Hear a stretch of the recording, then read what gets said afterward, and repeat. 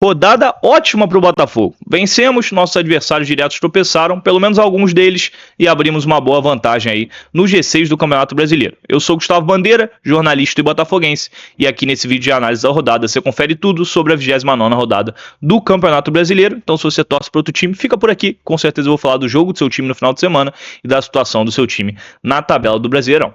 Bom, vamos aqui para a tabela para eu mostrar os jogos, né? Falar um pouquinho dos jogos, da situação de cada equipe. O Corinthians venceu o Atlético Mineiro no sábado. Vi quase o jogo inteiro, vi boa parte ali do primeiro tempo, metade do primeiro tempo e o segundo tempo inteiro. O Corinthians foi bem superior, o Galo poupou muitos jogadores para o jogo da Sul-Americana que vai ter nesse meio de semana. Maicon fez o gol do Corinthians, golaço fora da área, mas também perdeu um gol cara a cara. O Yuri Alberto perdeu um gol sozinho na pequena área de cabeça. Era para ter sido até mais, tá? O Corinthians foi bem superior nesse jogo. O Corinthians está naquele bololô de meio de tabela, assim, 10 pontos da gente, acho que não vai incomodar mais a gente, mas é das equipes aqui de Grêmio, Ceará, Bragantino, até por ter um confronto direto contra a gente e na casa deles, né? Se o Corinthians embalar uma sequência, a gente pode se preocupar. O confronto direto é na 36ª rodada do Campeonato Brasileiro, lá na Neoquímica Arena, mas acho difícil o Corinthians chegar, e o Galo tá brigando para não cair no momento, mas tem um jogo a menos contra o Fortaleza em casa, então a tendência é eles vencerem, se distanciarem da zona, mas devem buscar uma vaga na Sul-Americana, ou mesmo se ganharem a Sula aí vão para a Libertadores, né? Acho que o foco do Galo realmente é a Sula, estão deixando o brasileiro de lado. Cruzeiro e Fortaleza, vi bem pouquinho desse jogo. Cruzeiro foi superior, mas o Fortaleza encrencou, não deixou fácil não. A vitória para o Cruzeiro fez o gol com o Christian, Gabigol estava substituindo o Caio Jorge, que estava suspenso, perdeu um gol inacreditável embaixo da pequena área, sem goleiro. Como de costume, né? Gabigol costuma perder esses tipos de gols. E o Cruzeiro vence, ainda não briga pelo título, né? Acho que o Cruzeiro deixou pontos importantíssimos contra o Sport, Ceará, Santos em casa, perdeu pontos assim que não podia perder. O que aconteceu com a gente em 2023, né? Perdemos pontos pro Santos 2 vezes, pro Curitiba, pro Cuiabá, e a gente acabou se ferrando na briga pelo título, assim como aconteceu no passado também, mas no ano passado a gente passou o rodo no campeonato inteiro, então isso não fez muita diferença, né? Porque a gente tropeçou contra Criciúma 2 vezes, Vitória uma vez, Cuiabá também no Newton Santos, então enfim, o Cruzeiro tá sentindo falta desses pontos aí, por isso não tá brigando pelo título, já que os outros dois times na frente dele tem 2 jogos a menos, um jogo a menos, né, cada um. Então a situação do Cruzeiro não tá legal na briga pelo título, mas tá legal pelo G4, o Cruzeiro com certeza vai se firmar por lá, realmente deve ficar na 3ª posição. Já o Fortaleza é aquilo que eu tava vendo um vídeo de análise da rodada do Gabriel Amaral, lá do Raiz Tricolor, canal muito bom, inclusive foi uma inspiração aqui pro nosso canal. Ele falou que o Fortaleza é um zumbi no campeonato. Tá morto e tá tentando atacar quem tá vivo. Eu acho que é a definição perfeita. Serve pro Fortaleza, serve pro Juventude e serve pro Sport, cara. O Fortaleza tá rebaixado já, não matematicamente, mas o próprio técnico Martim Palermo, na coletiva pós-jogo contra o Vasco, praticamente admitiu isso. O presidente também, o Marcelo Paes, CEO lá da SAF do Fortaleza agora, né? Também praticamente admitiu isso, então acho que o Fortaleza vai tentar ter uma honra aí no final do campeonato, mas está difícil, últimos 5 jogos, 2 vitórias e 3 derrotas, acho que a derrota para o Vasco na penúltima rodada, sem ser essa, né, a outra rodada, decretou realmente rebaixamento, e agora o Fortaleza vai estar só cumprindo tabela. Flamengo-Palmeiras 3-2, jogo no Maracanã às 4 horas, confronto direto pela liderança, o Flamengo abriu o placar com o Pedro, com a Arrascaeta, perdão, aí depois o Palmeiras empatou com o Vitor Roque, depois o Pedro fez o Jorginho fez o gol de pênalti, né, muito polêmico, o Pedro fez o 3-1 e o Gustavo Gomes fez o gol já nos acréscimos, que não mudou muita coisa, quase o último lance ali do jogo, deu uma esperancinha, mas não adiantou de nada. Piquerez foi expulso depois do jogo reclamando com a arbitragem, porque a arbitragem foi um tema muito polêmico. O Palmeiras teve um pênalti não marcado aí no Gustavo Gomes nos primeiros minutos, falei até na nossa live, transmissão do jogo do domingo, que não foi pênalti, mas depois acabei revendo e achei pênalti sim, mas o pênalti pro Flamengo foi muito pênalti, acho que não tem como discutir. O Pedro realmente foi derrubado pelo Bruno Fux, e não acho que o empurrãozinho antes do Fux tenha tirado ele da jogada, assim, acho que o empurrãozinho do Pedro no Bruno Fux, né?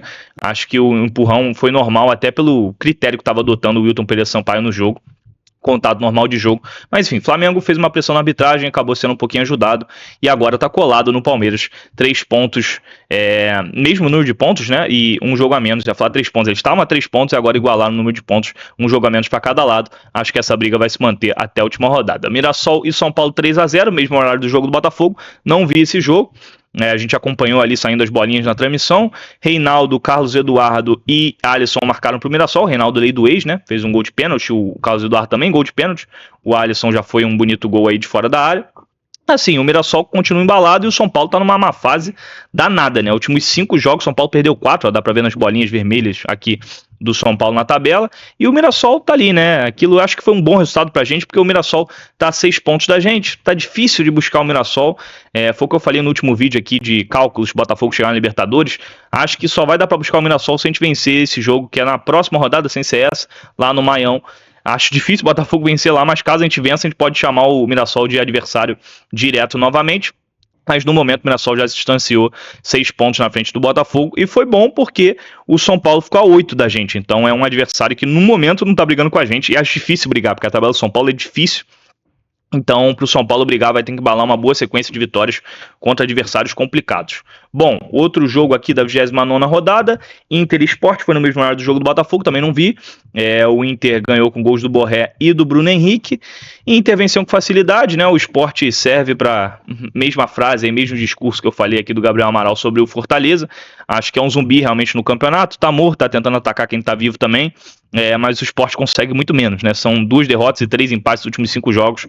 Parou muito de pontuar o que estava conseguindo ali no início do retorno. E já admitiu também que tá morto. Todo mundo já sabe que o Sport tá rebaixado. Dificilmente vai tirar muitos pontos dos adversários nessa reta final de Campeonato Brasileiro. E o Inter venceu, mas tá a 11 pontos da gente, né? Tem um jogo a menos contra o Bahia na Fonte Nova. A gente vai torcer pro Inter, é claro. Mas mesmo se vencer, ele vai ficar 8. Já não tem mais confronto direto. Então, assim, acho muito difícil o Inter se aproximar do Botafogo. Torcer muito pro Inter nessa quarta-feira, contra o Bahia lá em Salvador. Ceará 0, Botafogo 2. Botafogo mesmo com 12 desfalques, que viraram 13 no início do jogo com a lesão do Matheus Martins. Venceu porque foi eficiente, né? O Cris Ramos e o Jefinho fizeram os nossos gols. O Santos tinha perdido um gol feito ali no primeiro tempo, mas jogou muita bola mais uma vez, deu assistência pro gol do Cris Ramos. O Ceará não pressionou muito não, o Léo Link fez uma grande defesa no primeiro tempo.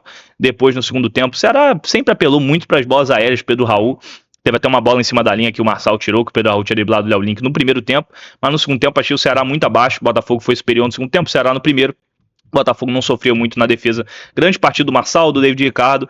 E a gente conseguiu uma vitória muito importante, né? Porque a gente manteve a distância do Mirassol, mesmo eu falando que no momento o Mirassol não é nosso adversário direto, mas pode vir a ser, caso a gente ganhe lá no Maião, como eu falei. Continua na frente do Bahia que vai jogar o jogo a menos, como eu falei, nessa quarta-feira.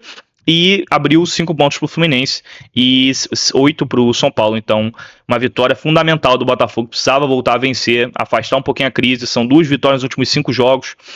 Então, o Botafogo realmente precisava muito desses 3 pontos que conseguiu fora de casa, que com o David Ancelotti tinha melhorado o desempenho e os resultados também, mas de um tempo para cá a gente perdeu os últimos 3 jogos fora de casa, né? Finalmente a gente voltou a vencer.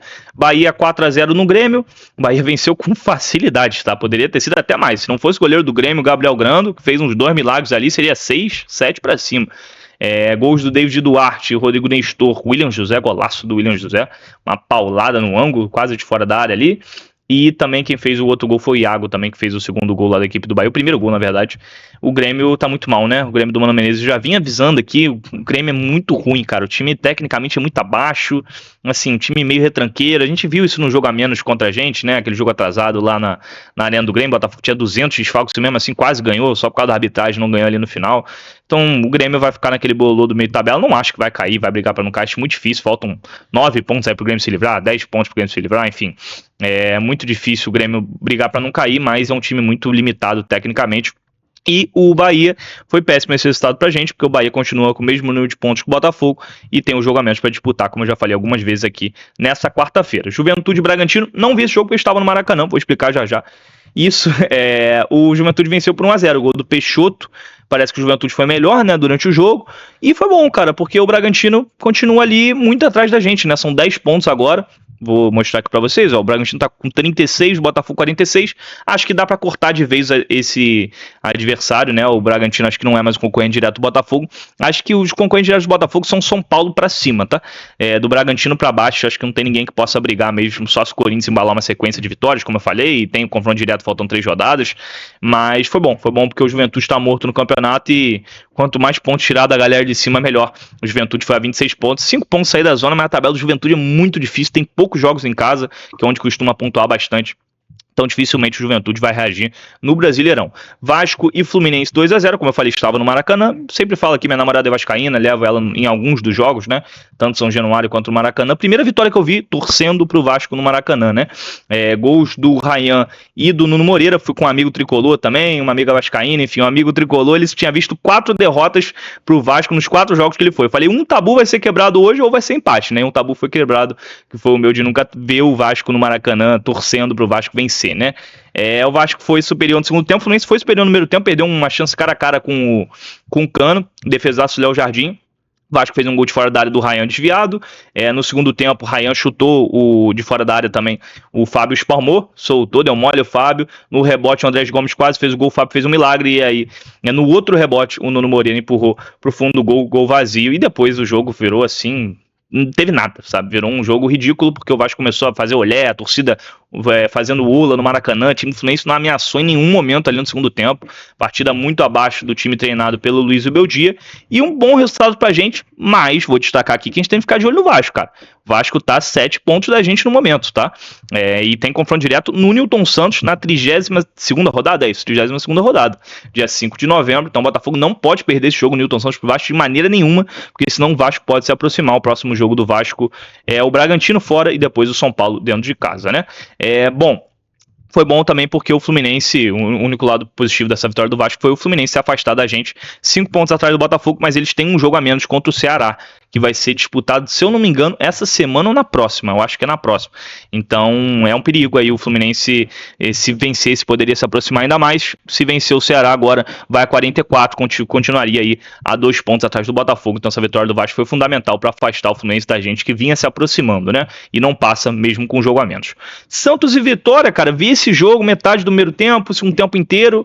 E o Vitória do Jair Ventura, que vem reagindo de uma forma excepcional. O time do Vitória é muito fraco, estava muito desfalcado. Achei que o Santos era favorito para esse jogo, mas não duvidava do Vitória surpreender. Falei isso até para algumas pessoas. Venho vendo muitos jogos do Vitória. O time vem melhorando muito com o Jair Ventura. Gol de pênalti do Mateuzinho, tá? Pênalti que o Gabriel Brazão fez de uma forma assim inacreditável. A bola mal chegou perto dele, subiu ali para socar a bola. Acabou dando uma joelhada no jogador do Vitória. E o Jair Ventura tá realmente botando o Vitória no campeonato, porque o Vitória tá aí com 31 pontos, tá? 31 pontos, igualou o número de pontos do Santos. Tudo bem que o Santos tem um jogo a menos, mas é contra o Palmeiras na Vila. Então um jogo complicado. E se o Vitória vencer o jogo contra o Corinthians no Barradão, ou pelo menos empatar e o Botafogo vencer o Santos entra na zona, tá? O Santos do Vojvoda, que parecia estar melhorando, né? Tem ali uma vitória nos últimos 5 jogos, mas vinha pontuando mais, 2 empates ali, então 5 pontos nos últimos 5 jogos, né? Antes do jogo contra o Vitória, 5 pontos nos últimos 4 jogos.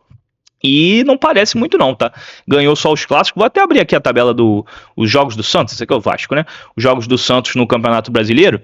O Santos, desde que o Vojvoda assumiu, são 4 empates, 2 derrotas e 2 vitórias. Então não é essa melhora toda não. Só ganhou os clássicos na Vila Belmiro contra o São Paulo e contra o Corinthians.